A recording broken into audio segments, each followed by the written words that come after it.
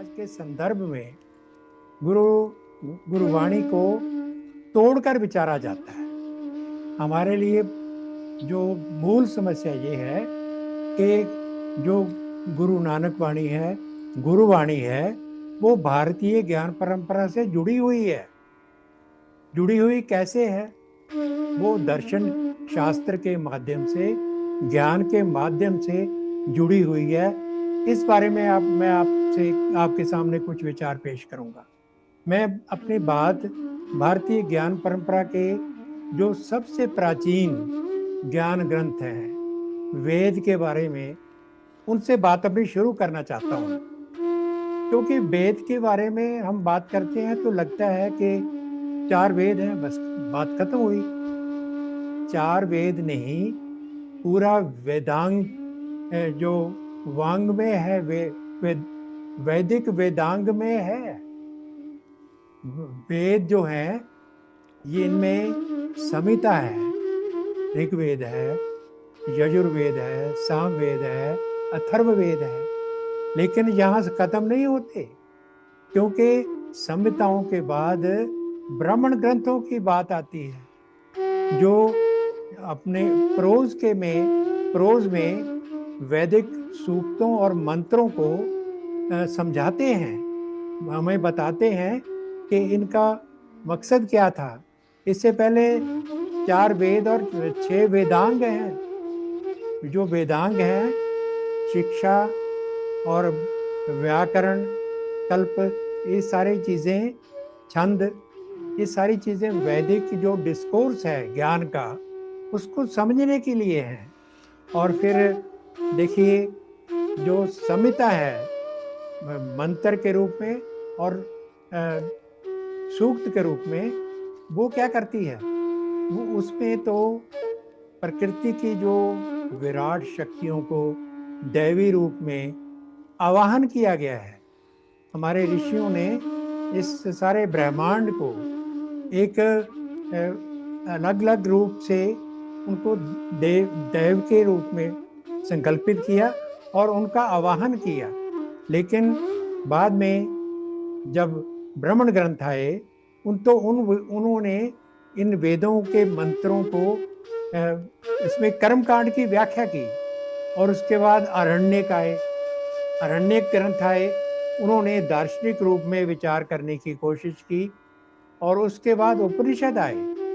तो मतलब है कि संहिता, ब्राह्मण ग्रंथ, अरण्यक और उपनिषद, ये सारा वैदिक वेदांग एक वांग में है, वैदिक लिटरेचर है। तो इसके अगर देखें तो सारे वैदिक जो साहित्य है, उसके 3 कांड बनते हैं। उसमें एक कांड है जो कर्म कांड का है, दूसरा कांड है उपासना कांड का है, और तीसरा और अंतिम भाग वो है ज्ञान कांड। गुरुवाणी जो है वो ज्ञान कांड के साथ और उपासना कांड के साथ अपना जो डायलॉग करती है। और इसी के बारे में हम ये कहते हैं कि जो उपनिषदों में जो जीवन दर्शन दिया गया है, वो वेदांत माना गया है। और देखिए, कमाल की बात देखिए, हमारे वेदांत के 3 स्रोत हैं जिनको प्रस्थान त्रयी कहा गया है। उसमें क्या है? उसमें उपनिषद है, ब्रह्म सूत्र है और भगवद गीता है। उपनिषद, ब्रह्म सूत्र और भगवद गीता, इनमें दार्शनिक चिंतन की बात की गई है। तो मैं ये समझता हूँ कि भारतीय ज्ञान परंपरा को अगर हम पूरी तरह जानना चाहते हैं, उसको कर्मकांड, उपासना कांड और ज्ञान कांड के रूप में देखने की जरूरत है। क्योंकि आज का जो युग है, वो समुचित जो हमारे वैदिक साहित्य है, उसमें जो ज्ञान की बात कही गई है, उसको समझने की और उसको निरंतरता के रूप में प्रवाहित करने की बात है। तो गुरु नानक देव जी जब अपनी वाणी के बारे में, भक्त कबीर जी ने पहले सबसे अपनी वाणी के बारे में कहा कि लोग जाने एहो गीत है। लोग तो जानते हैं कि ये गीत है, लोग जाने ये गीत है, ये तो ब्रह्म विचार। गुरु नानक देव जी इसी बात को अपने शब्दों में कहते हैं कि गावहो गीत ना बिरहड़ा, कि मैं जो गा रहा हूं वो कोई गीत नहीं है और ना ही कोई बिरहड़ा है। गावहो गीत ना बिरहड़ा, नानक ब्रह्म विचारो। तो ब्रह्म क्या है? ब्रह्म जो है वो हमारे जो ज्ञान का सूचक है। इसलिए जो गुरुवाणी की जो वैदिक परंपरा के साथ जो साँझ बनती है वो पहले शुरू से ही बन जाती है। जैसे आता है कि गुरु ग्रंथ साहिब की जो शुरुआत होती है वो होती है एक ओंकार। ओंकार क्या है? एक ओंकार सतनाम करता पुरख निरपहो निर्वैर अकाल मूर्त अजूनी सहभंग गुरु प्रसाद। ये एक थ्योरेटिकल स्टेटमेंट है और इस थ्योरेटिकल स्टेटमेंट की गूंज हमें ऋग्वेद के नासदीय सूक्त में मिलती है। नासदीय सूक्त एक ऐसी रचना है जिसमें हमारे ऋषि ने इस संसार की जो सृष्टि है उसके रहस्य के बारे में बात की है। न सदा सीनो सदा सी तदानीम न सीद रजो नो व्योमा परोजत किम आवरीवा कस्य श्रमन्नभा किमासीद गहनम गभीरम न मृत्युरासीद अमृतम न तरहि न रात्र्यहन असीत प्रकेता अनीत वातम स्वाध्या तद एकम। जो पहले शुरू में ना तो सत था ना असत था, ना अंबर था और ना अंतरिक्ष था, ना जीवन था और ना मृत्यु थी। तो उस वक्त क्या था? उस वक्त कहते हैं अनीत वातम स्वाध्या तद एकम, कि उस समय वो केवल एक था जो बिना सांस के सांस ले रहा था और अपने आप पर निर्भर था। जो गुरु नानक वाणी में जो मूल मंत्र है इसी बात की व्याख्या उसमें हुई है। एक ओंकार सतनाम करता पुरख निर्भव निर्वैर अकाल मूर्त अजूनी सहभंग। जो सहभंग है उसकी बात ऋग्वेद के नासदीय सूक्त में है।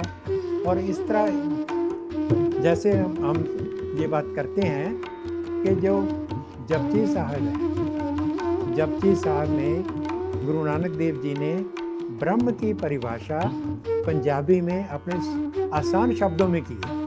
वो क्या है? वो है आद सच, जुगाद सच, है भी सच, नानक होसी भी सच। और इसके बाद वो कहते हैं कि ये जो सत्य की बात है ये तो ब्रह्म वो सत्य ही है। सत्यम ज्ञानम अनंतम ब्रह्म।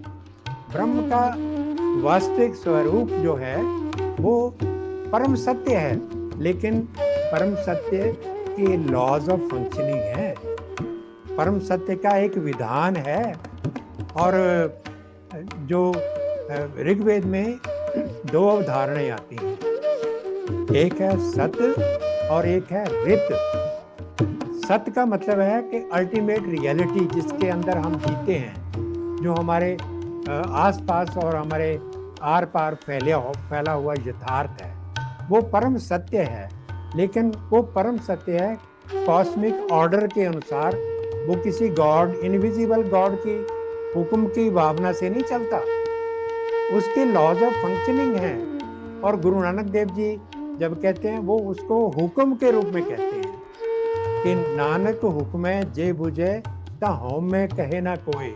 और हुक्म अंदर सबको, बाहर हुक्म ना कोई। जो आद सच, जुगाद सच, है भी सच और नानक होसी भी सच है, जो परम सत्य है वो हुक्म के अधीन है। हुक्म जो रित है, जो विश्व का ब्रह्मांडिक विधान है, उसके अनुसार वो चलता है। उसी की बात में हमें गुरु नानक देव जी जो ऋग्वेद के अंदर ज्ञान की परंपरा का प्रवाह चलता है उसके साथ अपने आप को जोड़ लेते हैं। और एक खूबसूरत बात एक और आती है कि जब गुरु नानक देव जी बात करते हैं कि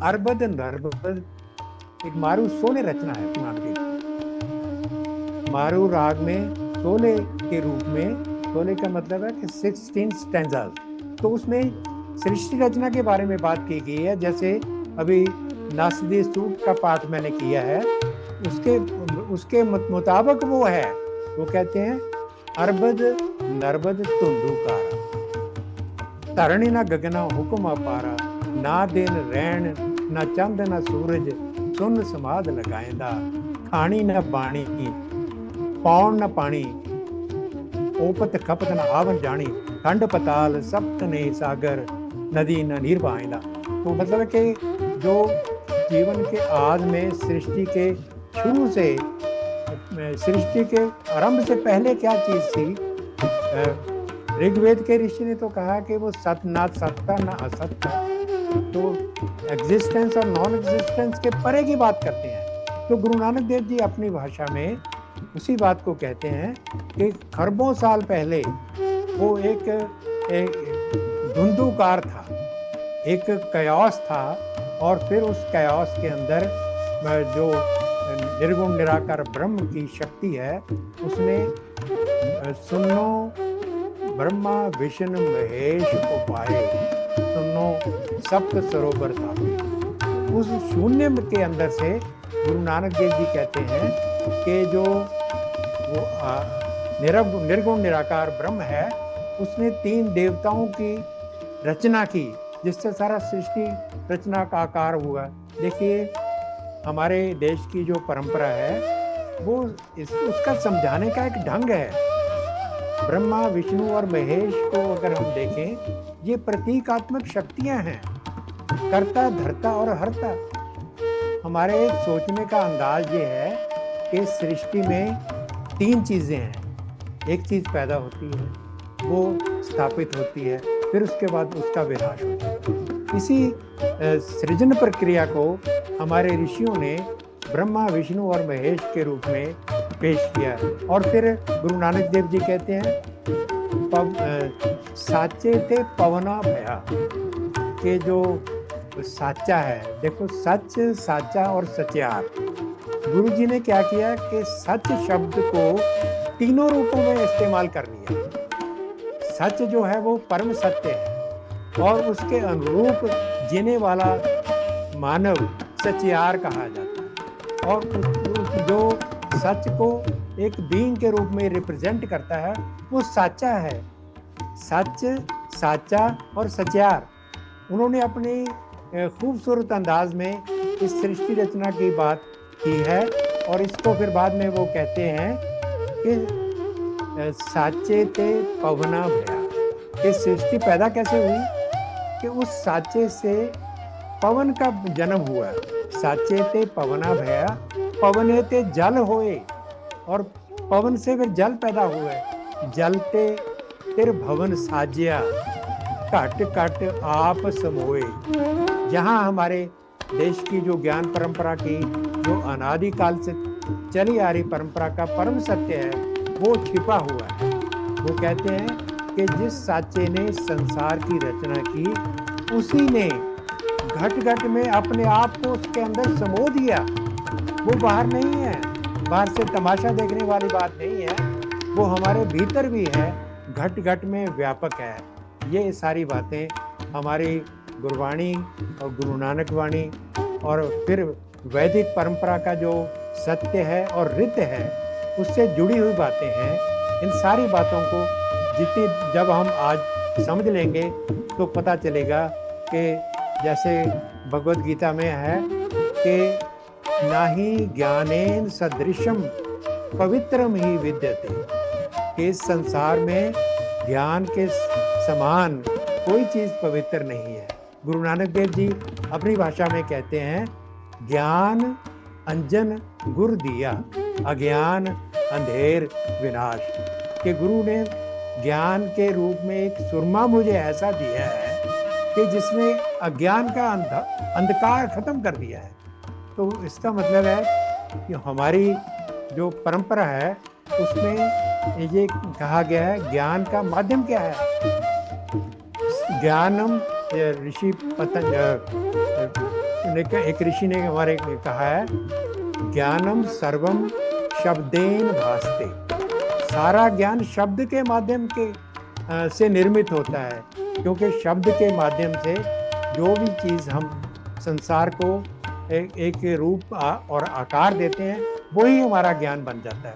और इससे भी पीछे ऋग्वेद में एक सूक्त आता है, गौरीर मीमाय सलिलानी तक्षति एकपदी द्विपदी सा चक्षुपदी। इसका मतलब है कि जो भाषा की देवी है, गौरी की बात की है। गौरी क्या है? वो वाग देवी है। गौरी क्या करती है? वो एग्जिस्टेंस के सागर से अनंत रूपों को काट कर एक पदी, द्विपदी और अष्टपदी तक ये सारा निर्माण करती है। इसी भाषा की देवी से ने जो बात कही है कि वो ज्ञान प्राप्त करने का एक माध्यम बन जाता है। तो हमारा जो भारतीय सभ्यता में देखिए 4 परंपराएं पैदा हुई हैं। 2 परंपराएं हैं वो श्रमणिक ट्रेडिशन में आती हैं, बौद्ध परंपरा और जैन परंपरा। ये हमारी परंपराएं हैं। इनका मत हमसे थोड़ा बहुत अलग है, लेकिन भारतीय परंपरा में क्या है, पंथ की और मत की और जो पूजा पद्धति की विभिन्नताओं को एक आदर दिया गया है। हमारे जो पूर्वज हैं, हमारे एक यजुर्वेद में एक मंत्र आता है कि मित्रस्य चक्षुषा सर्वाणि भूतानि समीक्षन्ताम, कि मैं इस सारे संसार के सभी जीवों को मित्र की भावना से देखता हूँ। गुरु अर्जन देव जी अपनी भाषा में कहते हैं, ना कोई मेरा दुश्मन रहा, ना हम किसके बैराई, ब्रह्म पसारियो भीतर, सतगुर ते सोझी पाई, सबको मीत हम आपन कीना, हम सबना के साजन। तो हमारे लिए तो जो अदर है, जो दूसरा है, मत की वजह से, पंथ की वजह से और पूजा पद्धति की वजह से ये सारी भिन्नताएं हैं, इससे कोई दूसरा नहीं रह जाता। गुरु नानक देव जी तो ये कहते हैं कि दूजा कौन कहाँ नहीं कोई, आपस एकस्ते सब ओपत होई। सभी संसार के जीव हैं वो एक से ही पैदा हुए हैं, तो दूजा कौन है और वो कहाँ हुआ है। तो हमारे देखा जाए तो जो गुरुवाणी है वो हमारी ज्ञान की सनातन परंपरा के साथ पूरी तरह जुड़ी हुई है। आज हमारे भटके हुए कुछ लोग हैं जो हमें अलगाववाद के माध्यम से हमें तोड़ना चाहते हैं। उनके लिए ज्ञान का एक ग्रंथ ही हमारे सामने है कि पहले देख तो लो कि गुरु ग्रंथ साहिब में लिखा क्या है और वेदों में लिखा क्या है। वैदिक वांग में है, उसमें तो जो ज्ञान की परंपरा है वो एक व्यापक रूप में हमें जीवन जीने का सलीका दिखाती है, हमें बताती है कि हमें कैसे जीना है। और यही बात मध्यकाल में गुरुओं ने, संतों ने, भक्तों ने, इन्होंने जो क्लासिकल रूप में संस्कृत में जो ज्ञान मिलता था उसको भाषा में उतारकर आम लोगों के लिए वाणी के रूप में प्रवाहित किया। गुरु नानक देव जी के 555 साल में ये आज प्रकाशोत्सव के सबके रूप में मैं आप सबको बधाई देता हूँ। और मैं ये समझता हूँ कि आज हम सभी को, सनातनी सिखों को और खालसा पंथ के अनुयायियों को, हम सभी एक हैं। हम सभी को गुरु ग्रंथ साहिब, गुरुवाणी, गुरु नानक वाणी, इनको पढ़ने और विचारने की ज़रूरत है, क्योंकि अगर हम इसको पढ़ेंगे तो विचारेंगे, हम अपने आप को अलग नहीं मान सकते। हमारा जो इतिहास है 550 साल नहीं 12,000 साल पुराना है, और वो ज्ञान की एक निरंतर परंपरा है जो हमारे इस देश में एक हमारे सभ्यता के रूप में, जिसे रविंद्र ने कहा था कि जो सप्त सिंधु की सभ्यता है उसके रूप में प्रवाहित हुई है। हमें भटकाया गया, हमें शिक्षा नीति ने हमें अपनी परंपरा के साथ, अपनी जड़ों के साथ, अपने ज्ञान के साथ जुड़ने ही नहीं दिए। आज आज हमारी नई शिक्षा नीति बन रही है, वो हमें देखने की ये सलाह देती है कि हम कौन हैं और हमारी परंपराएं और हमारी जड़ें किस रूप में हैं।